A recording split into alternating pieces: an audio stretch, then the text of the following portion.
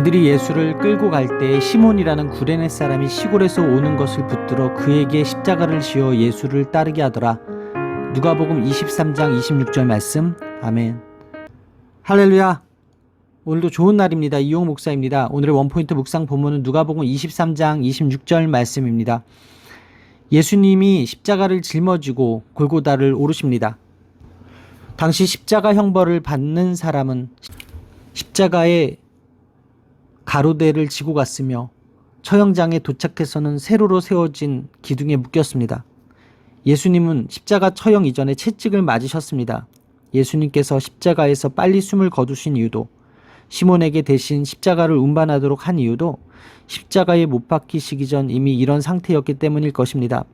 시몬은 길을 가던 중 난데없이 십자가를 지게 되었습니다.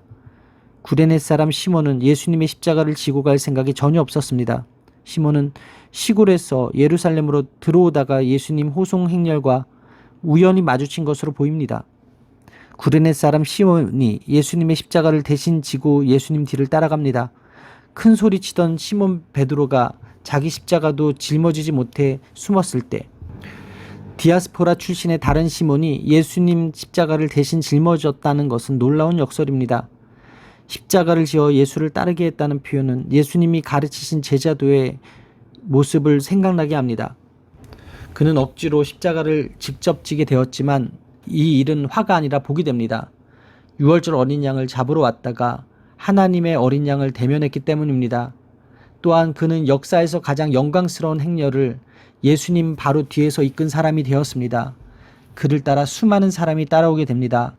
당시 그는 두 아들 알렉산더와 루포와 동행했었는데 마가복음에는 시몬을 알렉산더와 루포의 아버지라고 소개합니다.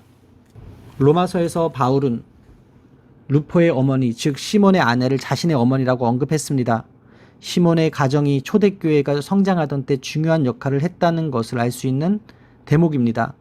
훗날 시몬과 그의 온 집은 예수님을 믿어 로마 교회의 신실한 성도가 되었습니다. 예수님이 십자가를 지신 것은 자원한 일은 아니지만 결과적으로 제자도를 성취한 일이 되었습니다. 하나님은 때로 우리가 이해하기 어려운 일들을 통해 그분의 계획을 이루어 가십니다. 내 생각과 계획대로 되지 않아도 하나님의 인도하심을 신뢰하며 나아가야 할 이유가 여기에 있습니다. 자원함이 없더라도 지워주신 십자가를 잘 지고 주님을 따를 때 반드시 구원이 임합니다. 따라서 오늘의 원포인트 메시지는 억지로 진 십자가입니다. 오늘의 삶의 적용 포인트는 억지로 진 십자가가 저에게 복임을 믿고 오늘도 십자가를 지고 예수님을 따르겠습니다 입니다. 예수님은 시몬 베드로의 신앙 고백 직후에 참된 제자도에 대해 자기를 부인하고 날마다 자기 십자가를 지고 따라야 한다고 말씀하셨습니다. 아울러 십자가 길을 걷는 자들은 기뻐하시고 큰 복을 내려주십니다. 물론 구레네 시몬은 군인에 의해 강제로 징병되었지만 이 사건을 통해 복을 받았습니다. 얼떨결에 예수님 대신 십자가를 지고 따르게 된 구레네 시몬의 모습은 제자들이 날마다 보여주어야 하는 삶의 모습입니다. 하지만 제자들은 지금 예수님이 처형장으로 가시는 고난의 길에서는 그분을 따르지 못했습니다.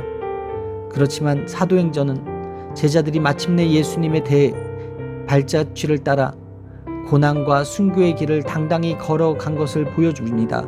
이것은 예수님의 대속적 고난만이 제자들을 십자가의 길로 이끄는 유일한 능력과 원동력임을 보여줍니다. 지금도 많은 사람들이 십자가를 무겁고 어려운 것으로 인식합니다.